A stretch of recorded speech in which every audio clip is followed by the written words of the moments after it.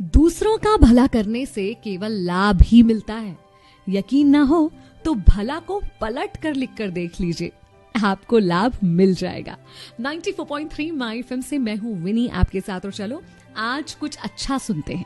एक महान गुरुजी की कहानी सुनाती हूँ, जिनके गुरुकुल में बहुत सारे शिष्य शिक्षा प्राप्त करने के लिए आया करते थे।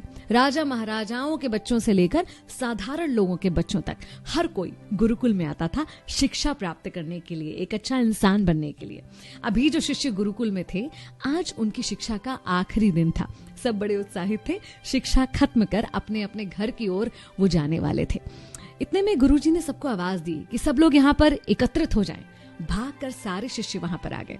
गुरुजी ने कहा कि आज तुम लोग इस गुरुकुल से जाने वाले हो, और मैं चाहता हूं कि जाने से पहले तुम सब एक बाधा दौड़ का हिस्सा बनो।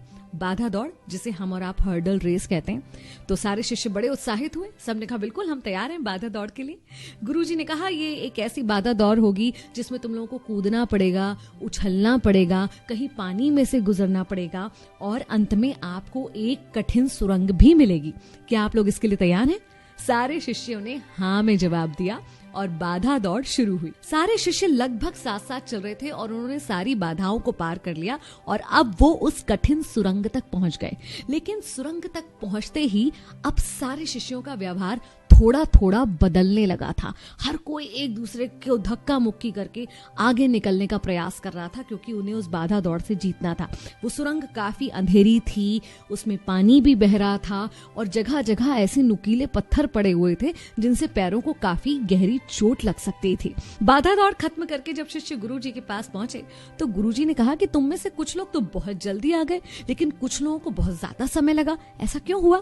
तब एक शिष्य ने उत्तर दिया कि गुरुजी, सुरंग तक तो सब कुछ ठीक था, लेकिन जैसे ही हम सुरंग में पहुंचे तो एक दूसरे से आगे निकलने की होड़ लग गई, और वहां जाकर हर कोई अलग अलग व्यवहार करने लगा। कोई एक दूसरे को धक्का देकर आगे निकल रहा था, कोई बचते बचाते धीरे धीरे आगे निकल रहा था, तो कोई सुरंग में पड़े हुए पत्थरों को अपनी जेब में रख रहा था, जिससे उसके पीछे आने वाले के पैर में वो पत्थर ना चुभे।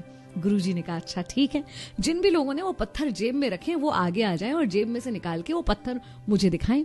जिन शिष्यों ने पत्थर जेब में रखे थे वो आए, जेब में से पत्थर निकाले तो देखा ये क्या, ये तो बहुत ही बहुमूल्य हीरे हैं।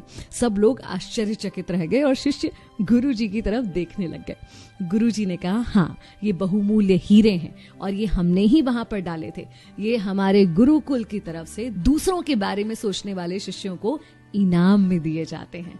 असल में ये जो बाधा दौड़ थी, ये जिंदगी की भाग दौड़ को दिखाती है, जहां भाग दौड़ में दौड़ तो सब रहे हैं, लेकिन व्यवहार सबका अलग अलग हो सकता है, और अंत में समृद्ध सिर्फ वही होता है जो इस भागम भाग में भी दूसरों के बारे में सोचता है। तो दूसरों का भला सोचना कभी मत भूलिए, और यकीन रखिए मैं अपनी कई कहानियों में बात आपको कह चुकी हूँ कि आपके अच्छे कर्म आपके पास लौट कर आते हैं।